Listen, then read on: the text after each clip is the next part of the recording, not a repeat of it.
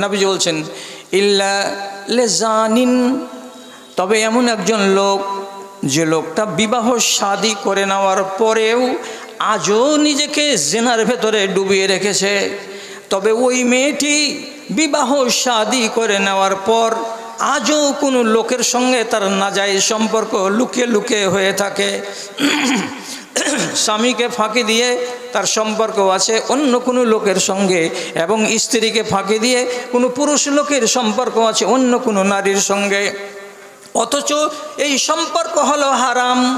নবীজি বলছেন এমন বেটা ছেলে যদি আল্লাহর কাছে দোয়া করে এবং এমন নারী যদি আল্লাহর কাছে দোয়া করে, তো রাসূলুল্লাহ বলছেন তোমাদের দুইজনের দোয়া কবুল হবে না। আর এই দুটো লোককে বাদ দিয়ে পৃথিবীর যত মানুষ দোয়া করবে, আল্লাহ রাব্বুল আলামিন বলছেন, নবী বলছেন ইউস্তাজাবু লাহু, তার ডাকে সাড়া দেওয়া হবে এবং সে যেটা চাইছে তাকে তাই দেওয়া হবে। কি বোঝা গেল? আল্লাহর কাছে আমি জান্নাত চাইবো রাতের বেলায় উঠে, মালিক আখেরি জীবনকে আমার তুমি কামিয়াব বানায়ো। এটাই তো হলো জান্নাত চাওয়া। আমি চাইতে গেছি তো আমার গ্লানি আছে গায়ে। কি গায়ে গ্লানি আছে? যে আমি বিবাহ শাদী হয়ে যাওয়ার পরেও আমি নিজেকে পাক দামান রাখতে পারিনি। তাহলে আপনার দোয়া উপরে যাচ্ছে না, উপরে দোয়া যাচ্ছে না, তো আল্লাহর জান্নাত স্থির হচ্ছে না। ঠিক তেমনি একজন নারীর সে যদি আল্লাহর কাছে আখেরাতের জিন্দগিতে কামিয়াবি চাই, এর মানে হলো জান্নাত কামনা করা, কিন্তু তার গায়ে ময়লা লেগে আছে। ময়লা যদি এখান থেকে খসাতে না পারে তো জীবনে কোনো দিন তার দোয়া কবুল হবে না। কবুল হবে না মানে সে নিজের আখেরাতের জিন্দগিতে ঠিকানাটাকে নিশ্চিত করতে পারবে না। এটাই হলো হাদিসের তর্জমা। তাহলে শেষের বেলায় খোলাসা দাঁড়ালো এই, হাতটাকে ব্যবহার করবেন একটু ভেবে চিনতে, এই কথাটা মনে রাখবেন। আর মুখটার ব্যবহার করবেন একটু মাপজোক করে, যেখানে ইচ্ছা সেখানে মুখ চালাবেন না, আর যেখানে ইচ্ছা সেখানে হাত চালাবেন না। এই দুটো জিনিসকে একটু মার্জিত আকারে ব্যবহার করবেন, নতুবা একদিন আপনাকে খুব আফসোস করতে হবে হাত কেন চালালাম, নতুবা আপনাকে আর একদিন আফসোস করতে হবে আমি কিসের জন্য মুখ চালাতে গেলাম। এইরকম হট করে মুখ চালিয়ে দেওয়া খেসারত গুনতে হবে আপনাকে। উদাহরণ দিব, খেয়াল করুন কথার দিকে। রাসূলুল্লাহ এক যুদ্ধ থেকে চলে আসছেন, এক ঝাঁক লোক আছে সাথে, সাহাবী আসছেন আসছেন আসছেন। রাস্তায় এক মহিলা, তার উট ক্লান্ত হয়ে গেছে, চলতে পারে না, বারে বারে পিছিয়ে যাচ্ছে, বারে বারে পিছিয়ে যাচ্ছে। তো দল থেকে যখন পিছিয়ে যাচ্ছে তখন মগজটা গেছে তার খারাপ হয়ে, আরেকবার মনের রাগে উটের তল পেটে জোর করে এক লাত মেরে দিয়ে আরবি ভাষাতে উটটাকে বলছে হাল ইয়ামাল উনাত, হাল ইয়ামাল উনাত, জোরে জোরে হাঁট এই অভিশপ্ত উট, জোরে জোরে হাঁট এ লানতি উট, কেন ধীরে ধীরে হাঁটছিস? রাসূলুল্লাহ এগিয়ে চলে গেলেন আর আমি পিছে পড়ে থেকে গেলাম। এ কথাটা বলতে গিয়ে মুখের ভাষা ব্যবহার করলো, কি বলে? এই লানতি উট জোরে জোরে হাঁট, এ অভিশপ্ত উট জোরে জোরে হাঁট। একটা জানোয়ারকে কি বলল? লানতি, অভিশপ্ত। তো অভিশপ্ত তর্জমাটা কি আসলে দাঁড়ায়? যে আল্লাহর রহমত থেকে দূরীভূত হয়ে গেছে তাকেই বলা হয় অভিশপ্ত। তো জানোয়ারটা যদি আল্লাহর কাছ থেকে রুজি পাই, তো তাহলে তোমার কথাতে ও অভিশপ্ত হলো কেমন করে? তোমার মন খারাপ হলো তো তুমি আর কিছু করো, তো তুমি মুখ দিয়ে চট করে বলে দিলে এই লানতি উট, অভিশপ্ত উট, জোরে জোরে হাঁট। এ কথা কেন বলতে গেলে মুখে চুকে গেল, মুখের ভাষাটাকে সামাল দিতে পারল না। লাভ কি হলো? রাসূলুল্লাহ নিজের উটের লাগামকে ধরে টেনে থমকে দাঁড়ালেন। দাঁড়ার পরে জিজ্ঞেস করলেন মুখ ফিরিয়ে, মালিল কায়েল, কে বললো এমন কথা গো? এই দলের লোক তোমরা কে বললে এমন কথা? লোকেরা দেখিয়ে দিয়ে বলছে যে এই উটের যে আরোহী আছে সেই এই কথাটা বলল। রাসূলুল্লাহ কি সাজা দিলেন? আনজিলু মা আলাইহি মিনাজ জাদ, সাহাবীরা এই উটের উপরে যতগুলো আমাদের সামান আছে নামিয়ে নাও।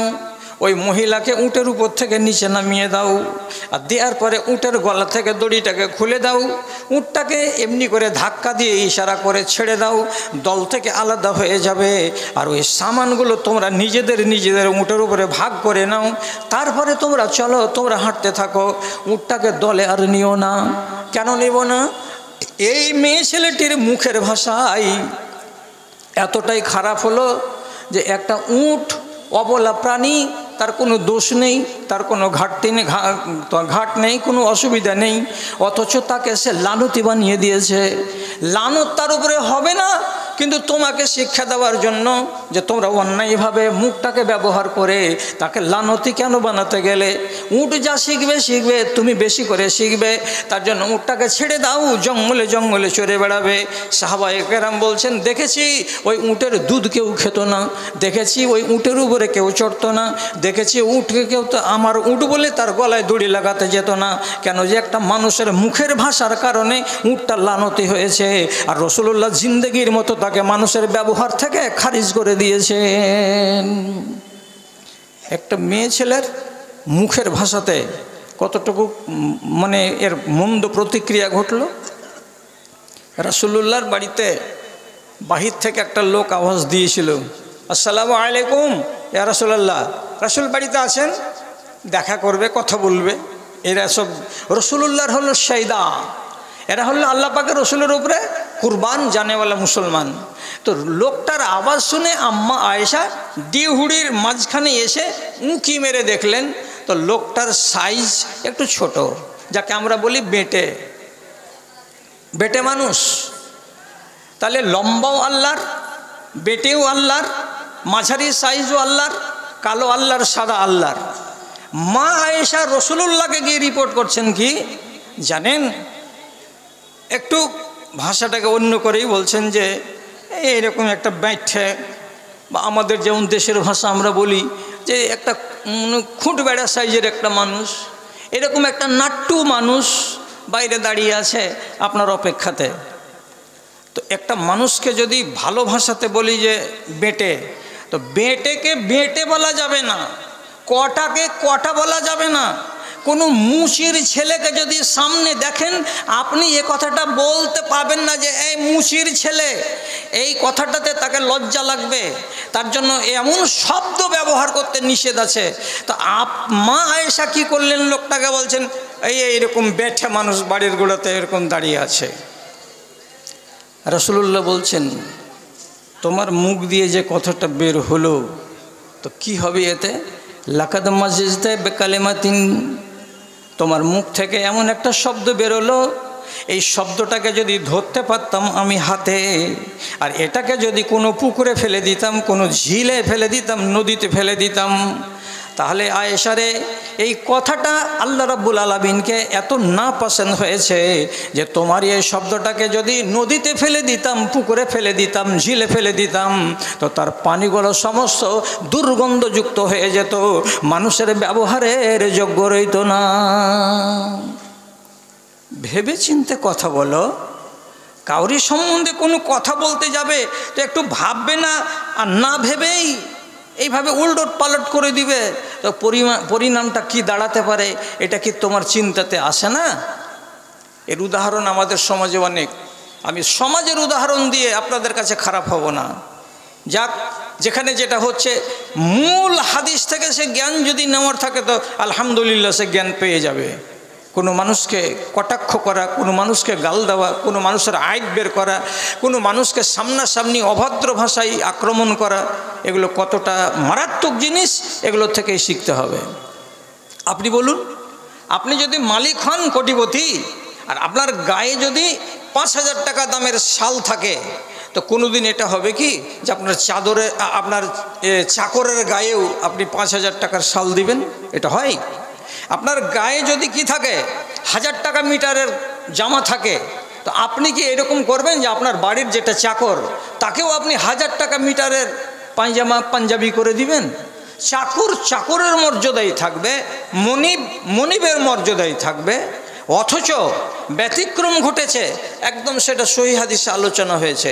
হযরত আবু যর রাদিয়াল্লাহু তাআলা আনহু একদিন বাড়ি থেকে বেরিয়ে আসছেন, তা হাদিস কি বলছে? আলাইহি হুল্লাতুন ওয়া আলা গুলামিহি হুল্লাতুন।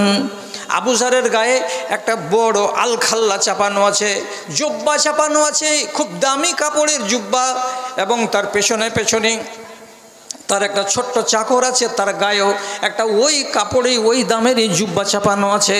দেখে দূরে থেকে মনে হচ্ছে এটা বাপ এবং এটা বেটা, না হলে একই মানের, একই মূল্যের, একই ডিজাইনের কাপড় মনিবের গায়ে কেন আর চাকরের গায়ে কেন? দূরে থেকে যারা চেনে না, যারা জানে না, তারা মনে মনে বলবে এরা বাপ বেটা, কিন্তু আসলে এরা বাপ বেটা নয়, একটা হলো মালিক আর একটা হলো চাকর। লোকেরা দেখেই প্রশ্ন করছে, কি ব্যাপার, আপনার গায়ে যে চাদর, এই আপনার চাকরের গায়ে ওই চাদর, একই রকমের চাদর চাপানোর মানেটা কি? কি ব্যাপার, কি হয়েছে? আবু যর জবাব দিয়ে বলছেন, আমি একটা ভুল করেছিলাম। কি ভুল? আইয়ার তহু বে উম্মিহি, এই ছেলেটাকে আমি খুঁজছিলাম কাজের জন্য একদিন, ঠিক সেই সময়ে আমার চোখের সামনে ছিল না। কিছুক্ষণ পর যখন ছেলেটা সামনে এলো, তখন আমি ওকে একটু রাগ করে বললাম, আইনা কুন্তা ইয়াবনা সৌদা, এই কালি কালোটি বেটি ছেলের বেটা, এ কালিয়া মেয়ে ছেলের পেটের বাচ্চা কালা, তোর মাও কালো, তুইও কালো, কালো বেটি ছেলেটার পেট থেকে পয়দা হওয়া এ কালোর বেটা, কোথায় ছিলি এতক্ষণ? তোকে কেন খুঁজে পাওয়া যাচ্ছিল না?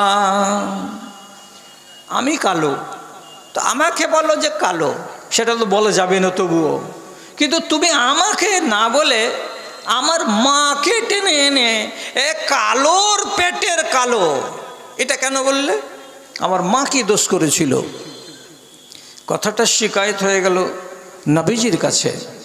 রাসূলুল্লাহ সাথে সাথে আবু যরকে ডেকে বলেন, আবু যর, আইয়ার তাহু বে উম্মিহি, তুমি কি এই ছেলেটাকে লজ্জা দিয়েছো তার মাকে টেনে? আবু যর আর উত্তর কিছু না দিতে পেরে সোজা ভাষায় বলছেন, জি, আমি কিন্তু অপমান করেছি এই ছেলেটাকে, ওর মাকে টেনে কথা বলেছি বলে ওর মাকেও বলেছি কালো, আর কালোর পেটে তুই ছেলে, তুইও কালো, এ কথাটা আমি বলেছি, ঠিক কথা। তখন রাসূলুল্লাহ সাথে সাথে বলছেন, ইন্না কামরু উনফিকা জাহেলিয়া, তুমি এমন একজন মানুষের মানুষ যে জাহেলিয়াতের যুগের সমস্ত গ্লানিকে মুছে ফেলে দিতে পেরেছো বটে, কিন্তু একটা চরিত্র তোমার ভেতরে থেকে গেছে। এই চরিত্র নিয়ে তুমি বাঁচিও না, এই চরিত্র থেকে তোমাকে মুক্ত হতে হবে। তোমার জুবানটা চলে গেছে রাবভাবে, এই অন্যায়ভাবে কাউরি উপরে জুবান চালাতে পারো না।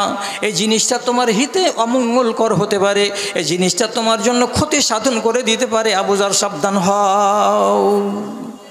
এই কথাটা শুনে আবু যর বলল যে, আল্লাহ, মুখের দ্বারাই এই পাপ করলাম, তো তাহলে আমাকে কি করা উচিত?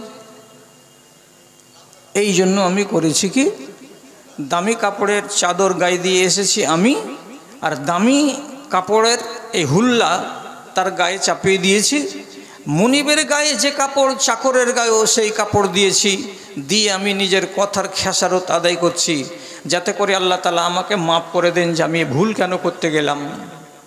জি, তাহলে উনি বুঝতে পারলেন বলে সংশোধন করে নিলেন। তা এই হাদিসটাকে যদি আপনি আর আমি আমার জীবনে লাগাতে যাই এবং এটাকে প্রয়োগ করি, তাহলে নিজে বলুন তো, ব্রেনের মেমোরিতে যদি থাকে যে কোনো মানুষকে এমন কোনো কথা বলে ডাকা যাবে না বা তাকে লজ্জা দেওয়া যাবে না, যে কথাটা শুনতে গেলে তার মন খারাপ হবে, তার ভেতরটা খারাপ হবে, সে লজ্জিত হবে, তাহলে আপনি কতবার কাকে কতদিন বলেছেন, আর আগামী দিনে নিজেকে সাবধান বা সংযমী করতে পারছেন না, এই হাদিস থেকেই আপনাকে শিখে নিতে হবে। বলার ব্যাপারে মুখটাকে সাবধান করেন, এর জন্য উর্দু কবি বলছেন, হাজার আফাতোं से बचे रहते हैं वो, हजार आफतों से बचे रहते हैं वो, जो सुनते ज़्यादा हैं और कम बोलते हैं, जो सुनते ज़्यादा हैं और कम बोलते हैं। 10টা মুসিবত থেকে বেঁচে থাকবেন যদি শুনেন বেশি আর বলেন কম, বলেন কম আর শুনেন বেশি, তাহলে এতে আপনার লাভ আছে, আপনার ঈমান সালামতিতে থাকবে। এবং রাসূলুল্লাহ বলছেন, যদি বলার জন্য মুখ সুড়বুড় করে তো ফালিয়াকুল খায়রান, ভালো কথাই বলো, যদি মুখটা চুপ হতে না রাজি হয়, তাহলে যদি বলেন তো ভালো ভালো কথা বলেন, নামাজের কথা বলেন, রোজার কথা বলেন, ইতিহাসের কথা বলেন, বীর বাহাদুরদের কথা বলেন, কোরআনের কথা বলেন, এইগুলো বলেন তো ঠিক আছে। আর যদি বলার মতো এগুলো যোগ্যতা না থাকে, আপনি যদি শুধু তৃণমূলের কথা বলবেন, আর বিজেপির কথা বলবেন, আর রাষ্ট্রের কথা বলবেন, আর হানাফির কথা বলবেন, আর বেরেলির কথা বলবেন, আর এর ওপর সঙ্গে কাজিয়া লাগালাগি করে বেড়াবেন, তো এর চাইতে ভালো হলো মুখটাকে বন্ধ করে রেখে দেওয়া। নবীজি নিজে বলছেন, হয়তো পারো তো ভালো কথা বলো, আর না হয় মুখটাকে চুপ করে রেখে দাও। কে মানে? কটা লোক মানে এই দেশে? মুখের উপর যা চলছে আজকাল খিস্তি, যদি মুখের খিস্তি দেখতে চান তো 6টা লেবার কোনো এক্সপ্রেস ট্রেনের জেনারেল ডিব্বাতে আছে, আপনি ওদের সাথে একবার সফর করে দেখেন। দিল্লি থেকে বাড়ি আসছে, ফারাক্কা থেকে শামসি পর্যন্ত নামবেন, তো শুধু লুকিয়া মোবাইলটাকে রেকর্ডে চালু করে রেখে দেন।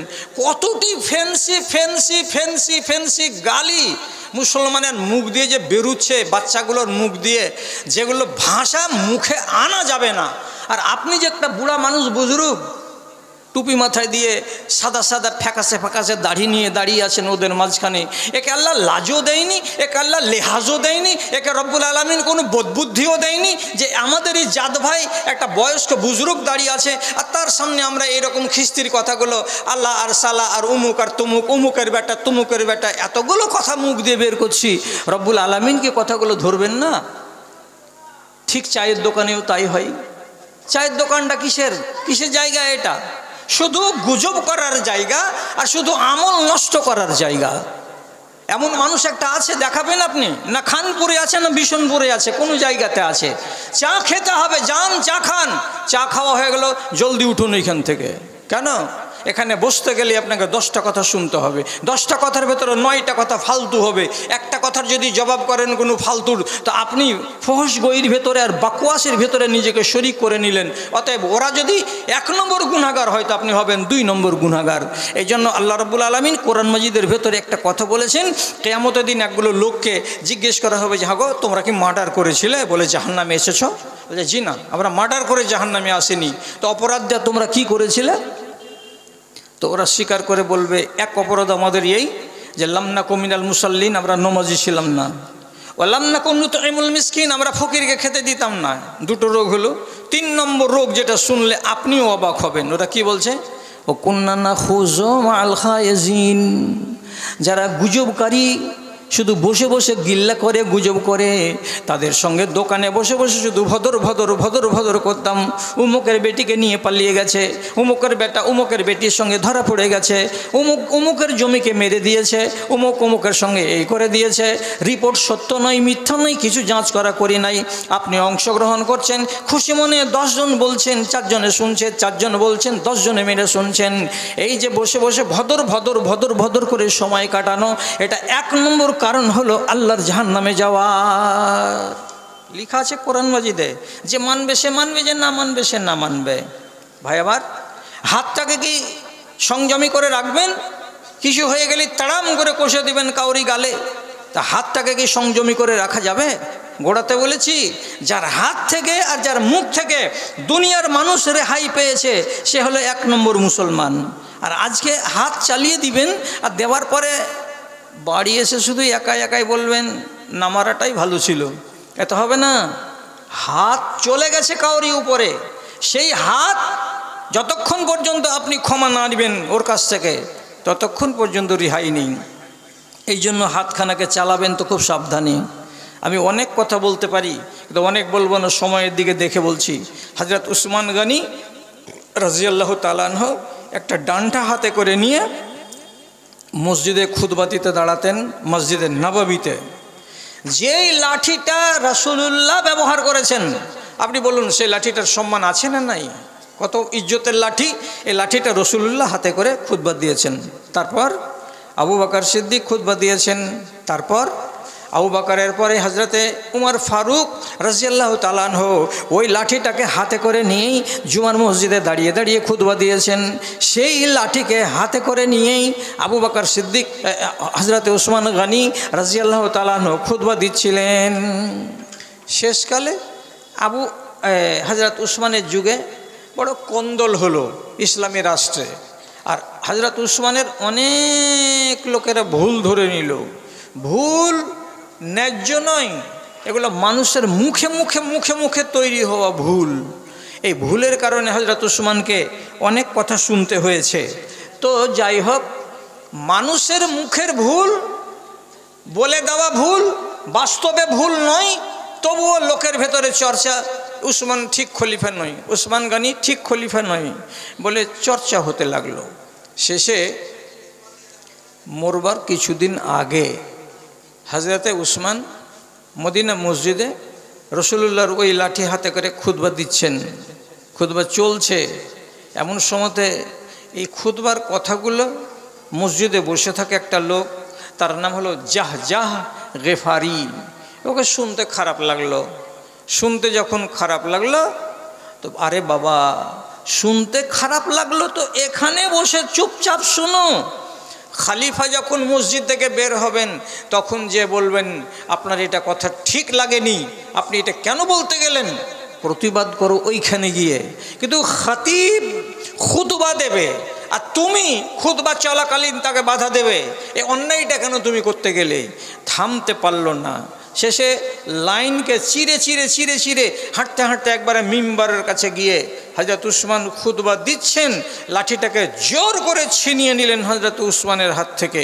আর দিয়ে মসজিদের ভেতরেই শত শত মানুষের সামনে ওই লাঠিখানা কেড়ে নেওয়ার পর এভাবে দুই হাত দিয়ে ধরে নিজের হাঁটুতে জোর করে এইভাবে যেমনি মেরে দেওয়া, লাঠিখানা দু টুকরা হয়ে গেল, ভেঙে গেল লাঠি।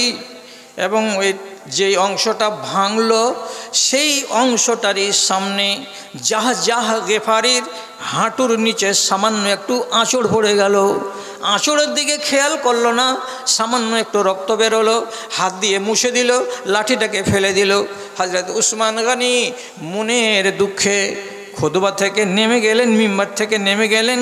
তিনি নমাজ আর আদায় করতে পারলেন না, চলে গেলেন বাড়ি। খুতবা পড়ালেন, সম্পূর্ণ করলেন। আর একজন লোক বাড়িতে গিয়ে চোখ দিয়ে পানি ঝরছে, ওরে আল্লাহর বান্দারা, তোমরা তো নবীর সাহাবী, রাসূলুল্লাহর আদর্শগুলো তোমাদের ভেতরে থাকার কথা। আমি খুতবা দিচ্ছিলাম, যতই বড় ভুল করে থাকি তোমরা আমাকে খুতবার কালে কেন অপমান করলে? আর এভাবে লাঠিখানাকে কেন ভাঙতে গেলে? লাঠিটাকে ভাঙা নয়, উসমানের মনকে তুমি ভেঙে দিয়েছো, উসমানের পিঠের হাড্ডিটাকে তুমি ভেঙে দিয়েছো।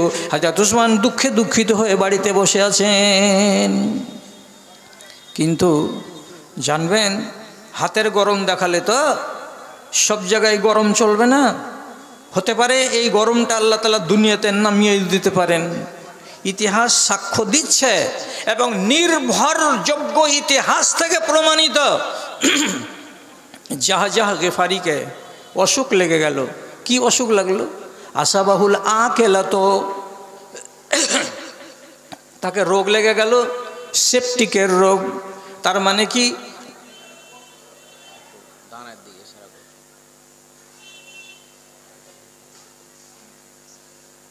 আমার তো 1.5 ঘন্টা টাইম আছে, কতক্ষণ লাগাবো ওদিকে?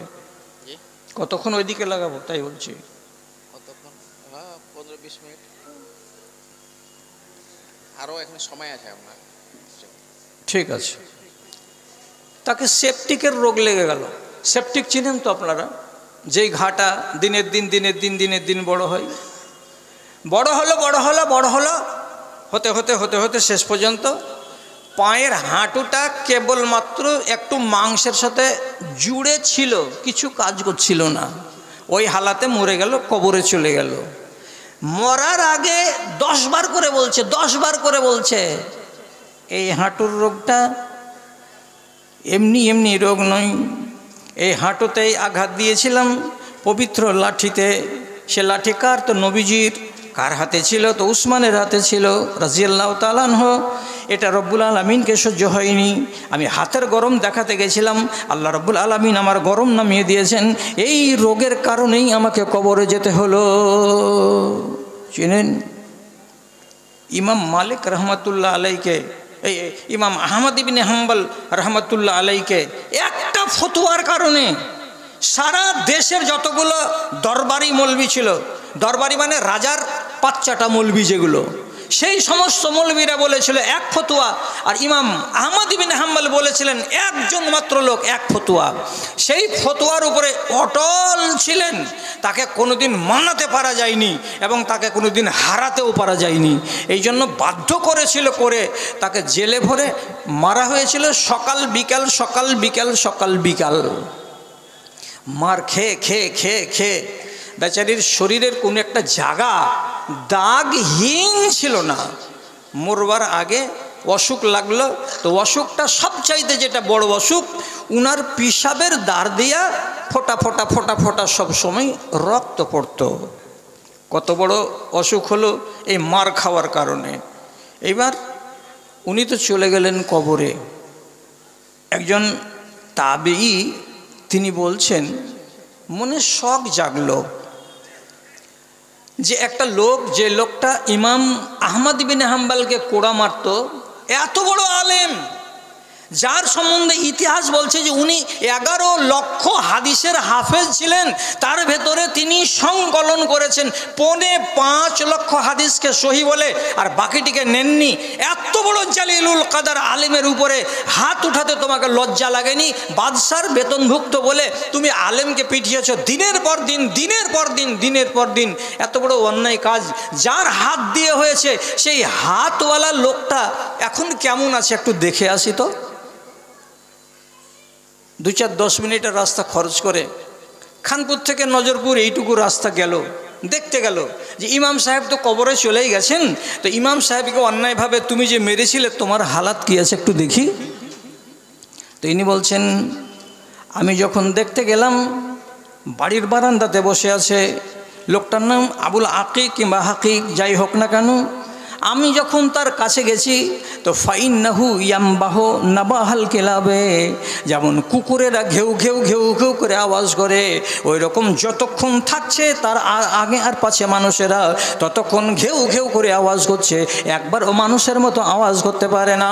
ওকে বললাম হাতটা তোলো, আল্লাহর কসম বলছে হাতটা তুলে আমার দিকে এমনি করে বাড়াতে পারলো না। তার হাতটাকে রব্বুল আলামিন এমন করে নষ্ট করে দিয়েছেন। কিসের জন্য এটা হয়েছে? এই জন্য হয়েছে যে আল্লাহর একটা নেক বান্দাকে তুমি অন্যায়ভাবে মেরেছিলে, অন্যায়ভাবে তার উপরে আঘাত করেছিলে। এই জন্য গোড়াতেই বলেছিলাম হাতটার ব্যবহার যেন সংযমে হয়, আর মুখের ব্যবহার যেন সংযমে হয়। অন্যায়ভাবে মুখ যদি ব্যবহার হয় তাহলে আপনাকে কিয়ামতের দিন হিসাবের জন্য প্রস্তুত থাকতে হবে। আর যদি আপনার হাতখানার রাফ ইউজ হয় তো তার বদলা দুনিয়াতেও ঘটে যেতে পারে, তার বদলা আখেরাতেও ঘটে যেতে পারে, এবং খেসারত অনেক কড়া আপনাকে দিতেই হবে, দিতেই হবে, হারগিজ ভুলে যাবেন না। কথা অনেক আছে, কিছু কাজ আছে, আবার ঘড়ির দিকে আমি দেখছি, আমার সময়ের দিকেও দেখছি, সময়ের দিকে দেখেই কথা করছি, কাজ করছি। আর বাড়াবো না, আপনারা শর্টপট করিয়েন না, আমি আমার বিষয়বস্তুকে সমাপ্তের দিকে নিয়ে চলে যাচ্ছি। শুধু একটা কথা বলে দিয়ে টানছি ওই দিকে। জাবলা বিন আইহাম বলে একজন বাদশাহ, সেটা হলো সিরিয়ার গাসসানি বংশের লাস্ট রাজা, এরপরে আর রাজা হয়নি। ইসলাম কবুল করেছে, খ্রিস্টান ছিল, মুসলমান হলো। মুসলমান হওয়ার পরে এক রিওয়ায়ত বলছে যে রসুলকে সে দেখেছে, অন্য ইতিহাসের রিওয়ায়ত বলছে যে না, রসুল্লাহকে সে দেখেনি। দেখুক বা না দেখুক সেটা পরের কথা। মদিনায় বেড়াতে এলো একদিন, তখন শাসন আমল চলছে হযরত উমারের। হযরত উমার বললেন, বাহ, তুমি তো বাদশা মানুষ, তুমি তো ঈমান কবুল করেছো, খুব ভালো লাগলো, তুমি আমার মেহমান হয়ে এখানে থাকবে। 2-4 দিন মদিনাতে কাটিয়ে নেওয়ার পর আর একদিন তখন এই লোকটাই বলছে, জাবলা বিন আইহাম, যে খলিফাতুল মুসলিমিন চলেন না একটা উমরা করে আসি, কিংবা চলেন না একটা হজের মৌসুম আছে তো হজ করে আসি। তো হযরত উমর বললেন, যাবে আমার সাথে? তুমি যেমন রাজা ছিলে তো তেমনি আমি খলিফাতুল মুসলিমিন, আমি মদিনা ইসলামী রাষ্ট্রের আমি হলাম নায়ক, তো চলো দুইজনে মিলে ভালোই জমবে আমাদের সফরটা, সফর করে আসি মক্কায়। মক্কা চলে গেছেন, তওয়াফ চলছে, এ তো একটা মুসলমান আর খলিফাতুল মুসলিমিন হযরত উমর, আগে পিছে তওয়াফ চলছে। চলতে হঠাৎ কি ঘটনা ঘটলো? বানি ফোজারা বংশের একটা সাধারণ মানুষ তওয়াফ চলতে জাবলা বিন আইহামের চাদরের কোন একটা অংশ জমিনে একটু ছেঁচড়া ছিল, আর ওই ভিড়ের মাঝখানে এই সাধারণ লোকটার পা চাদরের উপরে তার পড়ে গেল। চাদরের উপরে যেমনি পাটা চেপে যাওয়া, এখানে তার টান পড়ল, কোমর পর্যন্ত যখন টান পড়ল, জাবলা বিন আইহাম জানতে পারলো যে আমার চাদরে কেউ পা দিয়ে দিয়েছে। ঘুরে দেখছেন তো একটা সাধারণ মানের লোক আমার চাদরে পা দিয়ে দিয়েছে। নিজের সেন্টিমেন্ট মনে করে তার দিকে তাকিয়ে সঙ্গে সঙ্গে এক থাপ্পড় তার গালের উপরে কষে দিলেন। ফান্নাহাসা আনফাহু, এবং তার সাথে সাথে তার নাকটাকে ফাটিয়ে দিলেন। আর নাক দিয়ে দরদর করে হারাম শরীফের ভেতরে রক্ত পড়ল। অন্য কাপড় দিয়ে বেচারি নিজের রক্তটাকে পরিষ্কার করে নেওয়ার পর খলিফাতুল মুসলিমিনকে যে বলছেন, আপনার সাথে যে মেহমানটা এসেছে সে আমার সঙ্গে বদসলুকি করেছে, আমাকে মেরেছে, তো চলাকালে আমার নাক ফাটিয়ে দিয়েছে, আমি আপনার কাছে বিচার চাই। ফুরসত সময়ে বাইরে আলোচনা, কি তুমি লোকটাকে মেরেছো নাকি? হ্যাঁ মেরেছি। এক থাপ্পড় দিয়েছো, নাক ফেটে গেছে, নাক ফেটে গিয়ে রক্ত ঝরেছে, দেখতে পাচ্ছ? হ্যাঁ দেখতে পাচ্ছি। হযরত উমর বলছেন, কোরআনের কানুন জানো তো? লম্বা কি আর বলা যাবে? ওয়াল-জুরহু কিসাসুন, তুমি একটা জায়গাতে কাউরি এমনি কেটে দিবে তো তোমারও এটা কেটে দেওয়া যাবে। এটা হচ্ছে ইসলামের আইন। দাঁত ভাঙলে দাঁত, চোখের বদলে চোখ, কানের বদলে কান, নাকের বদলে নাক, হাতের বদলে হাত। তুমি নাকের বাঁশি ফাটিয়েছ, তোমার নাকের বাঁশি ফাটিয়ে দেওয়া যাবে। চট করে বলছে, আনা মালিকুন ওয়া ইন্নাহু সাউকুতুম, আমি হলাম রাজা আর এটা তো সাধারণ লোক। আপনি বলছেন যে এই লোকটা আমার নাকের বাঁশি ফাটাবে? এটা মানা যায় কোনো দিন নাকি? রাজার সম্মান বলে কিছু নেই? হযরত উমর বলছেন কি, ইসলাম গরিব দুঃখী ফকির রাজা সবার জন্য এক, তোমার জন্য আলাদা নয়। কোরআনের কানুন, নাক ফাটিয়েছ, নাক ফাটা যাবে। বলছে এটা তো মানা যাবে না। তো খলিফাতুল মুসলিমিন বলছেন, ফারজেহু, যাও যে লোকটাকে বুঝিয়ে সুঝিয়ে 200টা টাকা দিয়ে হোক তুমি ওকে মানিয়ে নাও। আমার মতো লোক একটা থার্ড ক্লাস লোককে গিয়ে মানাতে যাবে, এটাও তো সেন্টিমেন্টে লাগছে, এটা কি করে করা যায়? বলছে তাহলে তুমি তৈরি থাকো, তোমার বদলা নেওয়া হবে। লোকটা কেস করেছে, তার রায় হলো এটাই, নাকের বদলে নাক, তোমার নাককে কালকে আঘাত করা হবে, নাকের বাঁশিকে ফাটানো হবে আগামীকাল সকাল। কথাটা চলতেই ছিল, সময় নিয়ে নিল যে এখন নয়, আপনাকে আমি ভেবেচিন্তে জবাব দিব। ভেবেচিন্তে কি জবাব দিবে? এই যে সেন্টিমেন্ট হয়ে গেল যে একটা ছোট শ্রেণীর লোক আমাকে মারবে আর আমার নাক ফাটাবে, এটার নাম বদলা, এটা আমি মানতে পারবো না। শেষ পর্যন্ত রাতের বেলায় চুপচাপ তার যতগুলো সাঙ্গপাঙ্গ ছিল তাদেরকে নিয়ে মক্কা থেকে রাতারাত পালিয়ে চলে গেল। বদলা নেওয়া হলো না, থেকে গেল ওই অবস্থায়। রাগ করলো, এমন কড়া রাগ, বলে দিয়ে গেল তোমার এই ইসলামকে পছন্দ করি না, আমার দরকার নাই ইসলামকে, ইসলামের ভেতরে থাকার। আমি চলে গেলাম। চলে যাওয়ার পরে সে গেল তো গেল, সিরিয়ায় পালিয়ে চলে গেল। আর ওখানে যাওয়ার পরে খ্রিস্টান হয়ে গেল, আর খ্রিস্টান হয়ে বাকি জীবনটাকে কাটালো। যখন মরণের টাইম এলো তখন আফসোস আফসোস করে করে বলছে, আহারে রহমতের ছায়ায় গেছিলাম, দিন ইসলামকে কবুল করেছিলাম, কোরআনের আইনকে 100% মেনে নিতে পারিনি, আমি হাত চালিয়ে দিয়েছিলাম, আমি নিজেকে সামাল দিতে না পেরে। তো তার বদলায় যদি আমার নাকটা ফাটিয়ে দেওয়া যেত, এটাই মেনে নিতে হতো, তাহলে আমার মরণটা ইমানের মরণ হতো। আমি যদি লোকটার গালে হাত দিয়ে, ঘাড়ে হাত দিয়ে তাকে বুঝিয়ে নিতে পারতাম, তাহলে এটাই আমার জন্য মঙ্গল হতো। আমি রাগ কেন করতে গেলাম? আমি হাত কেন চালাতে গেলাম? আমি ভাবলাম না কেন? না ভেবে কাজ করার কারণে আজকে শেষ বয়সে আমাকে খ্রিস্টান হয়ে মরতে হচ্ছে। আর যদি মুসলমান হব তো মুসলমান হওয়ার মতো মুখ নাই, লজ্জায় আমি কাউকে বলতে পারি না। শেষ পর্যন্ত খ্রিস্টান হালাতেই তাকে দুনিয়া ছেড়ে চলে যেতে হয়েছে। দেখেন, ভাবনাটা ভাবেন, তওয়াফের কালে কাউকে মারা উচিত? চলবে?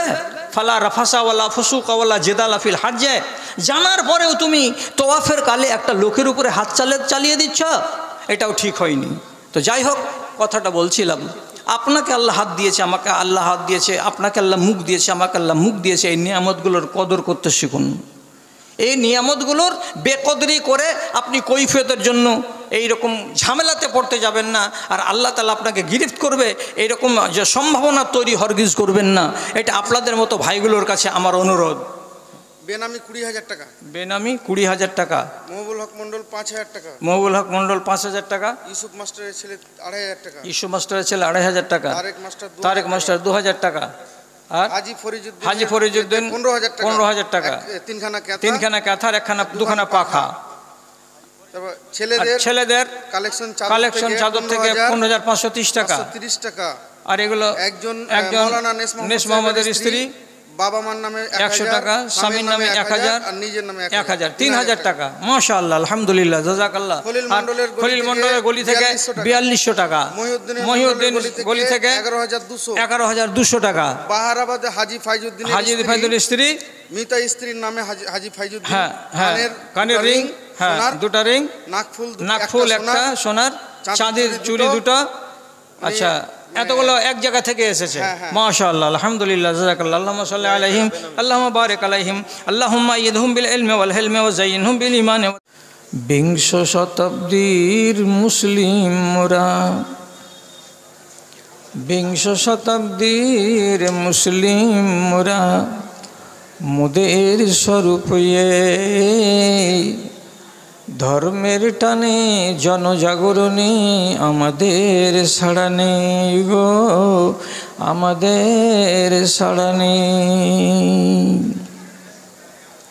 আমাদের মাঝে কোরআন রয়েছে, হাদিস রয়েছে, তাও আমাদের মাঝে কোরআন রয়েছে, হাদিস রয়েছে, তাও আলেম বকিছে দিন দিন করে, মুমিন দেখিতে পাও রে, মুমিন দেখিতে পাও। জড়ের অলস বসে থাকি মোরা, হেলাই কেটে যায় মোদের দিন, বিশ্ব মানবের নজরে তাই মোরা হয়ে গেছি আজ এতইহীন, হয়ে গেছি মোরা এতইহীন।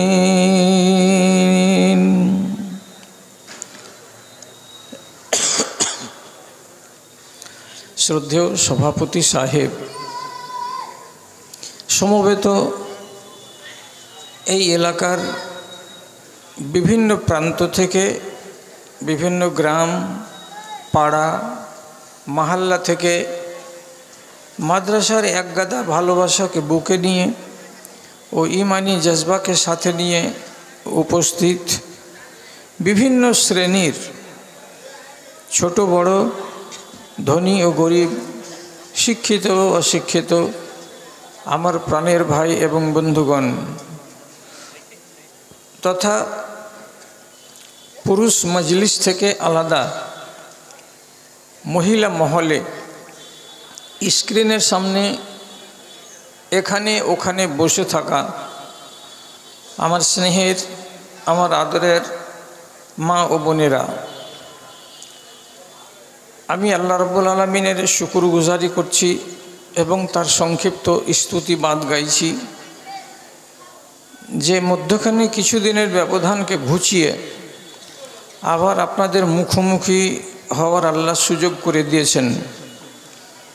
আমি কিছু কথা আপনাদের সামনে রাখছি, কথাগুলোর প্রতি আমার আশা ভরসা একটু সুবিচার করবেন। নিজেদের ভেতরে হই হট্টগোল, আপোষের ভেতরে কথা বলা বলি এই করে সুযোগটাকে নষ্ট করিয়েন না। কেন যে এত মূল্যবান সময়কে আপনি গত করছেন, তো কিছু তো এইখান থেকে আপনাকে নিয়ে যেতে হবে। অন্তত 4টা কথা 5টা কথাও তো আপনার মগজের মেমোরিতে ঢুকবে, যে কথাটা কালকে আপনাকে হয়তো আলো দিতে পারে, হয়তো আপনাকে একটুখানি দিশা দান করতে পারে, হয়তো আপনাকে পথের যেটা সুপথ সেই সন্ধানটা দিতে পারে। তার জন্য উচিত যে আপনি কিছু কথাকে একটু মন দিয়ে শুনুন, হেফাজত করার চেষ্টা করুন। আমি আপনাদের সামনে 2টো আয়াত পড়লাম, পুরো আয়াতগুলোর ব্যাখ্যা বিশ্লেষণ করার সময় নেই। শুধু মর্মটাকে আমি নিচ্ছি আর নিয়ে আমার আলোচনাটাকে এগিয়ে নিয়ে যাচ্ছি। আল্লাহ তাআলা বলছেন, যে বিষয়ে তুমি জানো না সে বিষয়ে কথা বলিও না। কেন? শুধু বলে দিলেই যে পার পেয়ে গেলে তা নয়।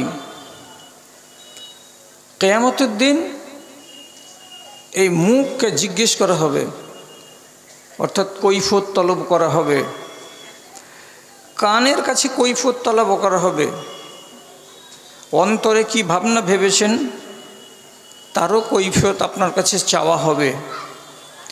তো যদি আল্লাহর কোরআন আমাকে এ কথার জ্ঞান দেয় যে আমার কান এবং আমার অন্তর, আমার চোখ কৈফিয়ত দিতে বাধ্য থাকবে কিয়ামতের দিন, তাহলে আপনি দেখার বিষয়ে সংযমী হন। যেটাতেই মন চাইবে সেটাতেই নজর দিবেন, এটা যেন না হয়। যেটাই শুনতে ভালো লাগবে সেটাতেই কান লাগাবেন, এটা যেন না হয়। আপনার মনের ভেতরে কাউরি নামে কোনো কুপরিকল্পনা, কোনো কুমন্ত্রণা যেন তৈরি না হয়, এবং এই রকমের পরিকল্পনা যেন ভিতরে জন্ম না নেই, তার জন্য আপনাকে হুঁশিয়ার থাকতে হবে। যেহেতু আমি জবাবদিহি করতে একদম বাধ্য আছে কিয়ামতের মাঠে, আল্লাহ তাআলা জবাব চাইবেন এইগুলোর কাছে। এক কথা হলো, 2 নম্বর আয়াতটা পড়লাম, সেটা হলো আল্লাহ রাব্বুল আলামিন দ্বিতীয় আয়াতে বলছেন, এইটা আল্লাহর বিশেষ দয়া আপনার উপরে, যে আপনাকে আল্লাহ তাআলা অত্যন্ত নরম মনের মানুষ বানিয়েছেন, আপনাকে নরম অন্তরের মানুষ বানিয়েছেন। আপনাকে যদি রুক্ষ মেজাজি বানাতেন, আপনাকে যদি হট মেজাজি বানাতেন, তাহলে আপনার ডানে আপনার বামে আপনি মানুষ পেতেন না। আপনার মুখের ভাষা যদি খারাপ হতো তাহলে আপনার কাছে কেউ ঘিসত না, আপনার সাথে কেউ আলাপ আলোচনার মাধ্যমে এখানে এসে আপনার সংস্পর্শে এসে আপনাকে কেউ আপন করে নিত না, আপনিও কাউকে আপন করে নিতে পারতেন না। তাহলে আল্লাহ রাব্বুল আলামিন এইখানে আবার কি করছেন? মুখের সম্পর্কে কথা বলতে গিয়ে একটা মিষ্টভাষী মানুষকে তার প্রশংসা করছেন, এবং এই সবকটা সারা দুনিয়ার মানুষকে দিতে চাইছেন যে রাসূলুল্লাহকে যদি আমি মিষ্টভাষী করে থাকি, নরম মনের করে থাকি, নরম মিজাজের করে থাকি, নরম দিলের করে থাকি, তাহলে তার উম্মতরা কেন নরম মনের, নরম মিজাজের এবং নরম অন্তরের হবে না? দুটো আয়াতকে সামনে রেখে এবার আপনাদেরকে বলছি, প্রত্যেকটা অঙ্গকে হাসরের ময়দানে রব্বুল আলামিন জিজ্ঞেস করবেন। এগুলো কথা ভুরি ভুরি শুনেছেন এর আগে জুমার খুতবাতে। তো সবগুলো অঙ্গকে নিয়ে কথা না বলে শুধু দুটো গুরুত্বপূর্ণ অঙ্গকে নিয়ে কথা বলছি। তা হলো আপনার হাত, আর দ্বিতীয় হলো আপনার মুখ। এই দুটো অঙ্গ হচ্ছে সারা শরীরের ভেতরে সবচাইতে সাংঘাতিক, যাদের দ্বারাই কাজ আঞ্জাম পাই। হাতের দ্বারাই কাজ হয়, মুখের দ্বারাই কাজ হয়। এই দুটো অঙ্গের দ্বারাই বেশি মানুষের মনে, মানুষের অন্তরে প্রতিফলন ঘটে। হাত উঠে যায় সহজে, মুখ চলে যায় সহজে। এই জন্য দুটো অঙ্গকে নিয়ে কয়টা কথা আপনাদেরকে দিচ্ছি, মেমোরিতে রাখুন, হেফাজত করবেন, বাড়ি নিয়ে যাবেন, ইনশাআল্লাহ কাজ দিবে। কথা এই প্রসঙ্গে বলতে গিয়ে খুব জানা হাদিস একটা আপনাকে বলছি। রাসূলুল্লাহকে জিজ্ঞেস করা হলো, আইয়ুল মুসলিমিনা খায়রুন, হে নবী, ঝাঁকে ঝাঁক মুসলমান আমাদের ডানে বামে আছে, এ মুসলমানগুলোর ভেতরে সব থেকে ভালো মুসলমান কোনটা? যাকে আমরা উন্নত মানের মুসলমান বলবো, সে মুসলমানটা কে? রাসূলুল্লাহ জবাব দিয়ে বলছেন, মান সালিমাল মুসলিমুনা মিন লিসানিহি ওয়া ইয়াদিহি। ওই মুসলমানটাই ভালো যার দুই হাত থেকে এবং যার মুখ থেকে দুনিয়ার মুসলমান নিরাপদে আছে। কোনো মুসলমান তার হাত থেকে কোনো দিন অন্যায়ভাবে আক্রান্ত হয়নি। পৃথিবীর কোনো মুসলমান যারা মুখের দ্বারাই কোনো দিন আক্রান্ত হয়নি, মুখ দিয়ে সে কাউকে কোনো দিন কটু কথা বলেনি, আর হাতখানা কাউরি ওপরে অন্যায়ভাবে চলে যায়নি। এই রকম যদি কোনো মুসলমান থাকে, নবীজি বলছেন এটাই হলো সবচাইতে উন্নত মানের মুসলমান। হাত এবং মুখ এই দুজনের গুরুত্ব অত্যন্ত বেশি, তার জন্য হাতের নাম নেওয়া হলো এবং মুখের নাম নেওয়া হলো। এবার আর একটা চেনা হাদিস বলে দিই, দেওয়ার পরে একটু করে আমি আগাই। রাসূলুল্লাহ বলছেন, তোমরা আমাকে দুটো জিনিসের গ্যারেন্টি দিতে পারবে? আমি তোমাদের একটা জিনিসের গ্যারেন্টি দেব। কি গ্যারেন্টির মানে কি? আপনি নিশ্চয়তা দেবেন যে ওটা রাফ ইউজ হবে না, উল্টোপাল্টা ব্যবহার হবে না। দুটো জিনিসের ব্যাপারে আমাকে জামানত দাও, জামিন হও, আমি তোমার জন্য একটা জিনিসের জামিনদার হয়ে যাচ্ছি। কি কি? রাসূলুল্লাহ বলছেন, মান ইয়াজমান লিমা বাইনা লিহিয়াতিহি তাহিহে ওয়া মা বাইনা ফাখিযাইহি ফাকাদ জামিনতু লাহুল জান্নাহ। একটা মানুষ যদি তার উপরের এই ঠোঁটের উপরে যে চুল আছে, এই চুলের নিচে আর নিচে যেগুলো চুল আছে এই চুলের উপরে এই যে ছোট্ট ফাঁকটা আছে, তার মানে মুখটা, সে যদি নিজের মুখের আমাকে জামানত দেয়, আর সে যদি তার দুই রানের মাঝখানে যে তার ইজ্জত আছে, শরমগাহ আছে, এটার যদি আমাকে জামানত দেয়, এর মানে কি? তোমার মুখ কোনো দিন বাজে কথা বলবে না, গীবত করবে না, পরনিন্দা করবে না, চুগলখড়ি করবে না, কোনো মুসলমানকে গালি দেবে না। এগুলো হলো তোমার মুখের কাজ। এইগুলো থেকে তোমার মুখটাকে যদি বাঁচাতে পারো, তাহলে তুমি আমাকে জামিন দিলে। এবং তোমার শরমগাহ, বেটা ছেলে হও কিংবা মেয়ে ছেলে হও, এই শরমগাহকে হালাল জায়গা ব্যতীত হারাম জায়গায় তুমি ব্যবহার করবে না। কোনো দিন জীবনে তোমার দ্বারাই এবং কোনো রমণীর দ্বারাই তার শরমগাহ অন্যায়ভাবে ব্যবহার হবে না। এর যদি জামানত দিতে পারো তোমরা, তাহলে আমি নবী তোমাদেরকে জান্নাতের জামিন দিয়ে দিচ্ছি, তুমি হবে জান্নাতের পাওনাদার। তাহলে আপনি খেয়াল করবেন কথাটাকে, কি জান্নাতকে রব্বুল আলামিন যুক্ত করে রেখেছেন আপনার দুই ঠোঁটের সঙ্গে, এবং জান্নাতকে রব্বুল আলামিন যুক্ত করে রেখেছেন কার সঙ্গে? আপনার ইজ্জত এবং আবরুর সঙ্গে। আবরু ঠিক, জান্নাত ঠিক। আবরু বরবাদ, জান্নাত বরবাদ। মুখ ঠিক, আপনার জান্নাত ঠিক। মুখ বরবাদ, আপনার জান্নাত বরবাদ। কষ্ট হচ্ছে মানতে যদি? তাহলে আল্লাহ তাআলা তো একটা পারাতে 3-4টা কথা পর পর বলছেন। কাদ আফলাহাল মুমিনুন, ওই মুমিনিনগুলো কল্যাণ পেয়ে গেছে। কোন মুমিনিনগুলো? আল্লাহ তাআলা বলছেন, আল্লাযীনা হুম ফি সালাতিহিম খাশিউন, যারা মন দিয়ে নামাজ আদায় করে। বলতে বলতে বলতে বলতে রব্বুল আলামিন বলছেন, ওয়াল্লাযীনা হুম লিফুরুজিহিম হাফিজুন, এবং ওই লোকগুলোই, ওই নারীরাই, ওই নরগুলোই মুমিন হয়ে গেছে, কামিয়াব হয়ে গেছে, কল্যাণ পেয়ে গেছে, যারা নিজেদের আবরুকে, যারা নিজেদের লজ্জাস্থানকে হেফাজত করে, অন্যায়ভাবে ব্যবহার করে না, অন্যায়ভাবে তার কোনো জায়গায় তাকে কাজে লাগিয়ে দেয় না, এমন মুসলমানগুলো তারা কল্যাণ পেয়েছে। কল্যাণ পাওয়া মানে কি?